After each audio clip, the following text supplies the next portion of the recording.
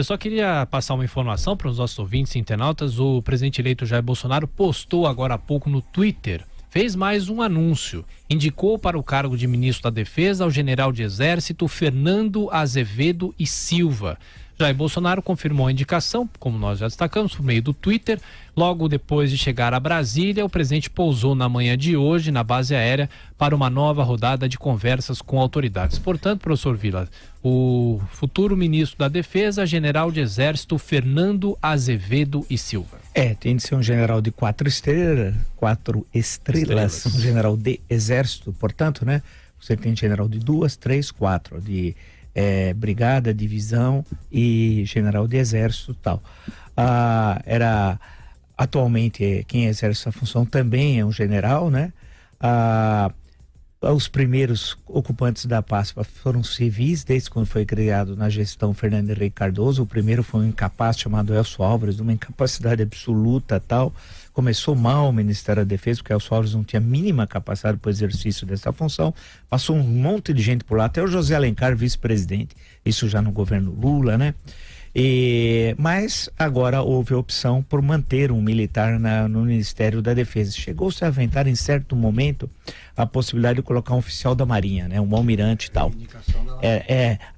Eu achei isso quando apareceu essa notícia, viu? Eu achei que era improvável, que a arma mais importante das três é o Exército. Eu achei que difícil que o Exército fosse aceitar não no sentido de quebra de hierarquia, nada disso tal, mas a arma mais importante, mesmo na história do Brasil e maior em quantidade, em orçamento, é o Exército. Eu achei que seria muito difícil.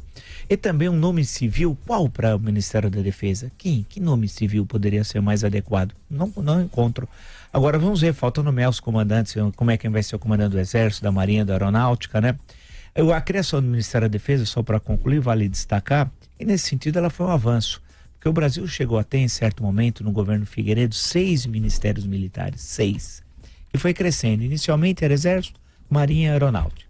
Aí passou o Estado-Maior das Forças Armadas, depois o SNI, a Casa Militar, 6.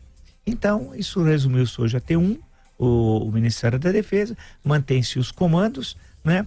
E moderniza-se, portanto, a política de defesa. Agora, o desafio do ministro nomeado agora, que é o ministro Azevedo e Silva, é a questão da falta de verbas indispensáveis para o exercício das atribuições das Forças Armadas. Velha questão das fronteiras, equipamentos inadequados, né?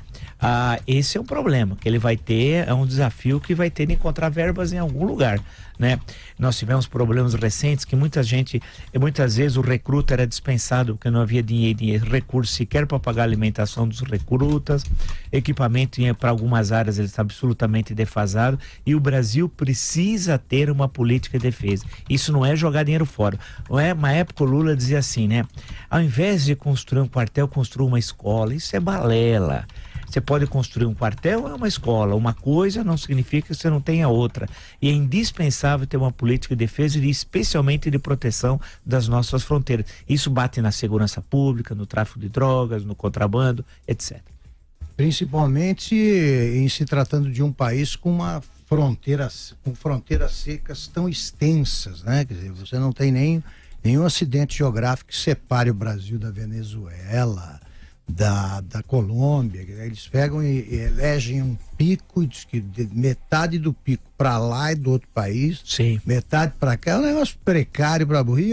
Eu percorri boa parte da fronteira do Brasil com a Venezuela e da fronteira com a Colômbia. Eu fiquei impressionadíssimo com a precariedade do sistema de defesa, de proteção das fronteiras do Brasil.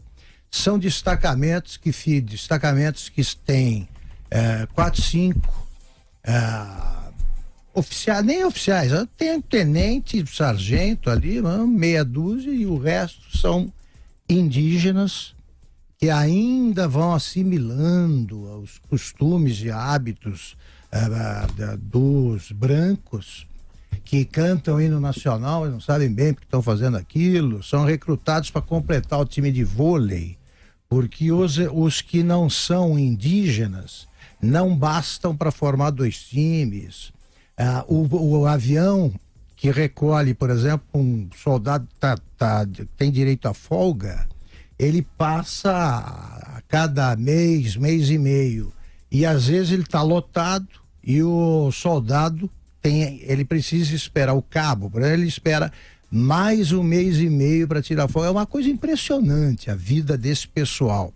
E não há equipamentos, não há gente suficiente, isso tudo precisa ser resolvido. E o Brasil não presta atenção na defesa das fronteiras, por onde passam as drogas, né, os garimpeiros que vêm para fazer essa exploração ilegal dos garimpos nessa região.